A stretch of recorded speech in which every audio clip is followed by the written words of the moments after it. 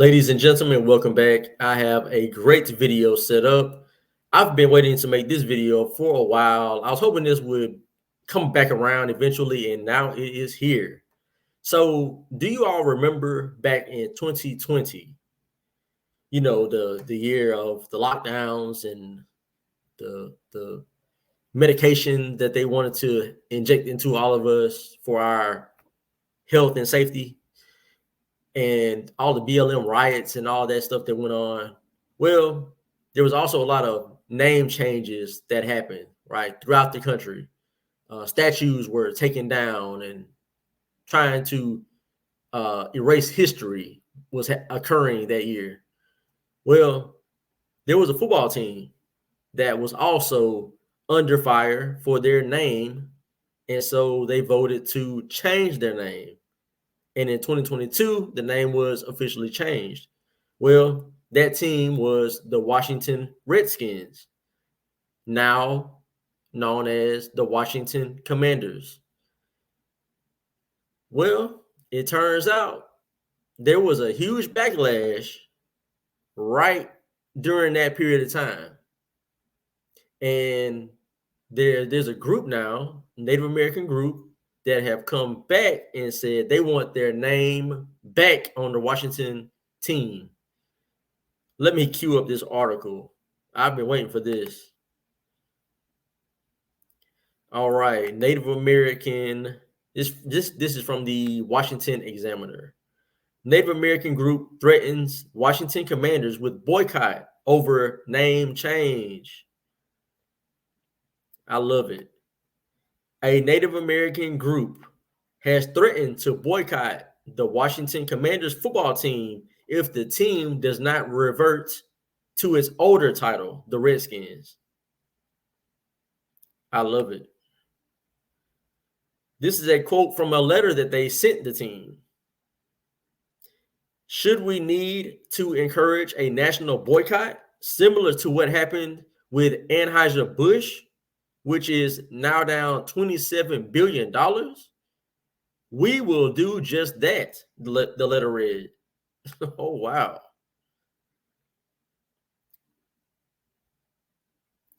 And they go on. The group's threat of a boycott comes after Anheuser-Busch, the owner of Bud Light, and several other beer brands reported a nearly $400 million loss in the second quarter of this year. The loss in revenue has been cited by many to be from a boycott of Anheuser-Busch following a partnership that Bud Light did with transgender transformer activist Dylan Mulvaney. And I did a video on that very topic. And that was one of my biggest videos thus far on my channel. Let's see here. So the president of this group, right, that sent the letter to the team saying they want the name of the Redskins back. His name is Eunice Davidson.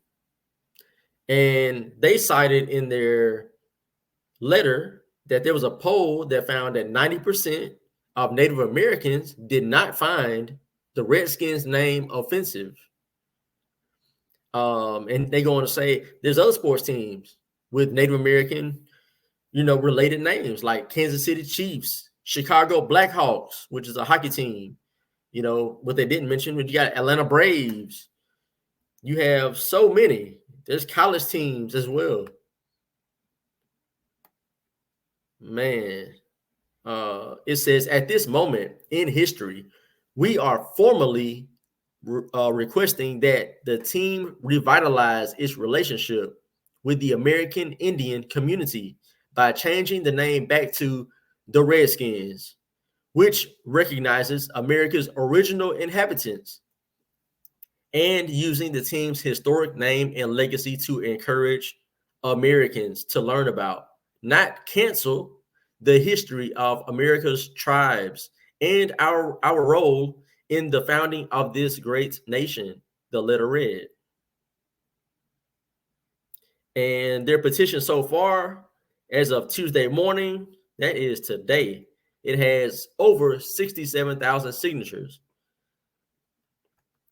So they want their name back. And I do not blame them one bit. I had an issue with them trying to change all these names as well. You know, when you're a football team, especially sports in general, because it's about competition, but football, you want to have a name that, you know, commands respect. You know, it's an honorable name.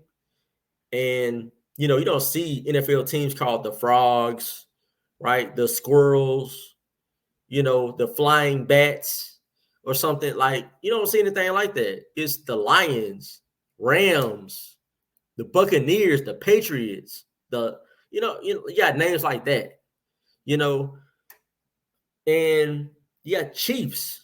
You know, we had the Redskins. These Native American names they garner respect and honor. You know, Native American culture is known for, you know, wars, fighting, you know, not giving up. That's kind of, you know, living off the land. It's a gritty lifestyle. It's not, you know, a soft lifestyle. So I'm glad that they are, you know, fighting back with that Native American spirit. And I want to bring something else up because it's so interesting that, especially in 2020, but you know, that's continued on now as well. These whole name changes, taking certain people off of certain brands, like Aunt Jemima, she got taken off of her own brand. You know, that was a real person that built that brand up, and they took her off of it. Now it's called Pearl Company or something like that. It's ridiculous. And likewise, you know, she built that brand up. They took her off of it. The Redskins logo was created by a Native American. You know, and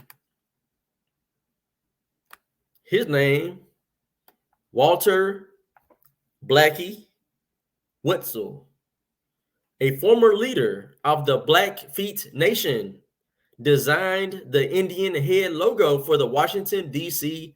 Redskins NFL team. This is Snopes right here, and they're saying it's mostly true. So the only reason why I said it's mostly true is because they say there's no evidence to prove that he made any art choices regarding the colors, the lines, or other specifics of the logo's design. Right? So he provided the inspiration, and then the NFL executives, you know, took that idea and then they created what we know as the Redskins logo. But I think that's an interesting piece to this whole thing, this whole idea of removing certain images that were brought forth by the people those images represent. It's the weirdest thing. In the name of we're woke, in the name of we want to be inclusive, you're going to exclude the people who are creating these images. You're going to exclude them, but say that you're being inclusive to everyone. That's not the case. You literally have a Native American man who inspired this logo, and then you're taking away the logo. It's incredible, but I'm glad to see that they are wanting the name back, because they'll always be the Redskins to me. I grew up with them being the Redskins. You know, I grew up with the Atlanta Braves being the Atlanta Braves. You know, Cleveland Indians, they changed their name. Now they're the Guardians. It's just it's very odd. A very odd thing to see. And the name of this group, by the way, is called this Native American group, Native American Guardians Association, is what they're called. So anyway, shout out to them. They are, I don't know what it is. They are, you know, doing some good work. I hope they get the name back. We will see what happens, and I'm going to keep, you know, tabs on this story to see what changes, what comes of it. if anything. But until then, this was the Captain's Quarters show. I was your host, L. Milliner, the Captain. Appreciate you all for being here. Hit that like, comment, and hit the subscribe. I appreciate y'all. See you next time. I'm gone.